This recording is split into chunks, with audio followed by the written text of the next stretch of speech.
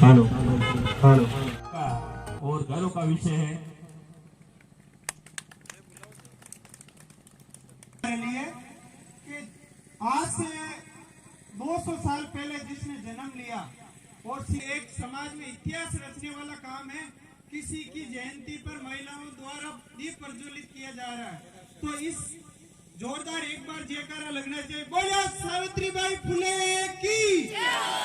क्योंकि आज से इस जगह से हर एक बच्ची, हर एक महिला ये संकल्प लेके निकल रही है, इनके अंदर एक जोश पैदा हो रहा है कि हर घर से एक ने कभी कभी सावित्रीबाई फुले पैदा होगी, और ये खुद अपने आप को सावित्रीबाई फुले पैदा करके इस समाज के अंदर शिक्षा का एक बदलाव लेके जरूर आएगी। ऐसा बिल्कुल परिवर्तन इस समाज में देखने को मिलेगा, क्योंकि बेटी भी अब आने वाले समय में उन कुर्सियों पे मिलेगी जहाँ कभी समाज के जाने वाले व्यक्तियों को परमिशन नहीं लेने पड़ेगी ऑफिस के अंदर, कि मैं जाके किसी से परमिशन लेके किसी अफसर से मिल सकूं। इस माड़ी समाज की बेटी आने वाले टाइम में एक दिन सावित्रीबाई फुले के रूप में अपना जितना भी सोच है वो जरूर पैदा करेगी और समाज को एक गौरवान्वित के रूप में अपना स्थान देगी।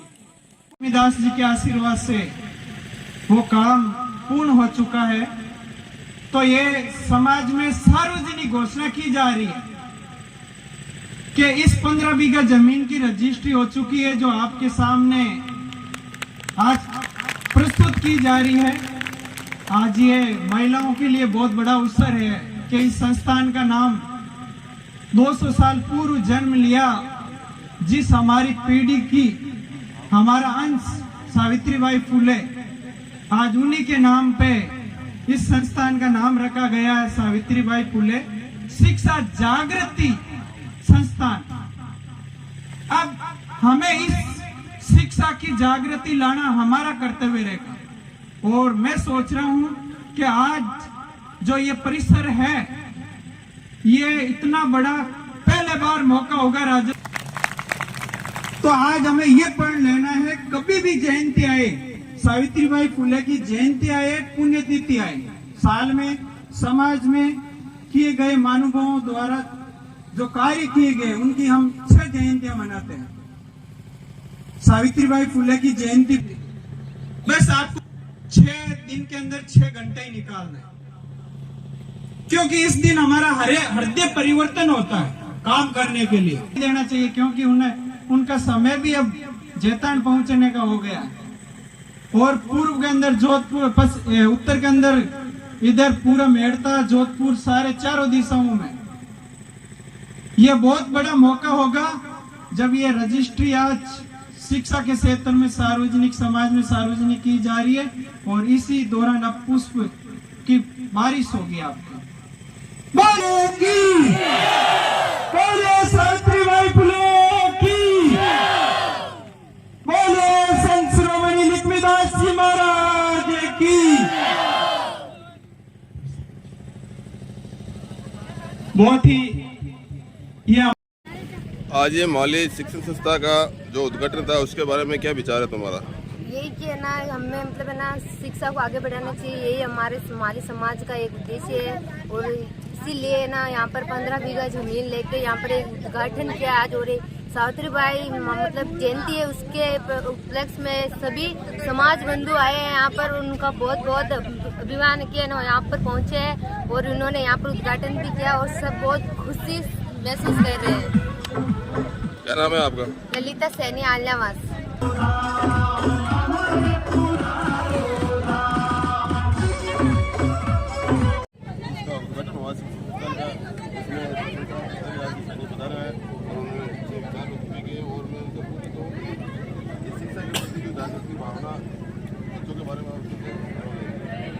मैम, यहाँ से आसपास के लगभग 70 किलोमीटर बड़ी दिखे हमारी समाज के उन लोगों के लिए जो वास्तव में शिक्षा ग्रहण करना चाहते हैं, पर कोई न कोई समस्या की वजह से वो पीछे रह जाते हैं, उसके लिए संपूर्ण हमारी समाज ने बीड़ा उठाया है, और सावित्रीबाई फुले के नाम से उठाया है कि वे हम सब सौभाग्यशाली हैं कि हमें एक ऐसी महान विभूति और महान विदुषी महिला, जिन्होंने अपने स्वयं के बल पर शिक्षा की अलग जगाई और विषम परिस्थितियों में शिक्षा की जोत जगा करके जो समाज ने जो संदेश दिया है हम उसी को साकार रूप दे करके यहाँ के माली समाज को लाभान्वित करना चाहते हैं।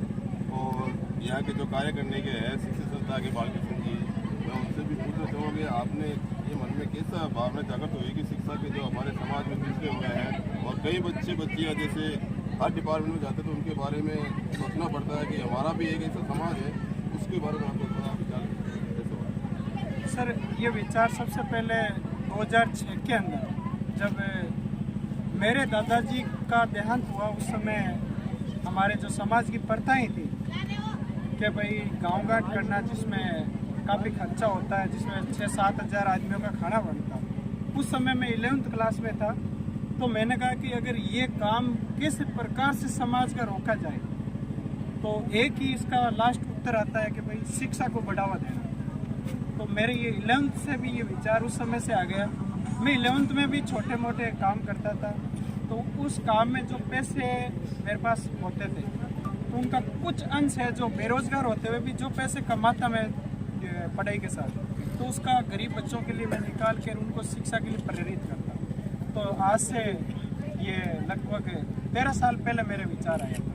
तो समाज में इस प्रकार की शिक्षा लाना, एक बड़ा मंच उठाना काफ़ी कठिन था, लेकिन समाज के भामाशाहों का अच्छा सहयोग था। तो एक सावित्रीबाई फुले के नाम से हमने एक संस्थान की स्थापना की थी, जिसमें धीरे धीरे समाज के अच्छे लोगों के अच्छे विचार रहे, उसमें सहयोग आता रहा। आज इस संस्थान में एक समय में 185 एडमिशन हुए थे, लेकिन अभी पीड़ा बड़ा होने के कारण एडमिशन थोड़े कम ले रहे हैं, तो अभी 108 बच्चे संस्थान में। इससे 10 बच्चे जैसे कि लगना अपने अंतिम, किसी ने तो ज्वाइनिंग भी कर ली और कुछ बाकी बच्चे हैं वो भी अब ज्वाइनिंग कर लेंगे, क्योंकि समाज की अगर कुछ कुरीतियाँ हैं वो शिक्षा से बिल्कुल बदलाव लेकर आएगी। जो हर व्यक्ति के मन के जो सपने थे वो अब इनको एक प्लेटफॉर्म बिल्कुल तैयार मिल गया इस जगह को लेकर। तो माली संस्थान ने 15 बीघा जगह ली है, इस प्लेटफॉर्म पे आज सबके विचार परिवर्तन होने लगे।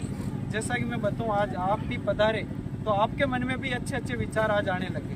तो ये विचार सारे हैं जो शिक्षा का समाज में बदलाव लेकर आए।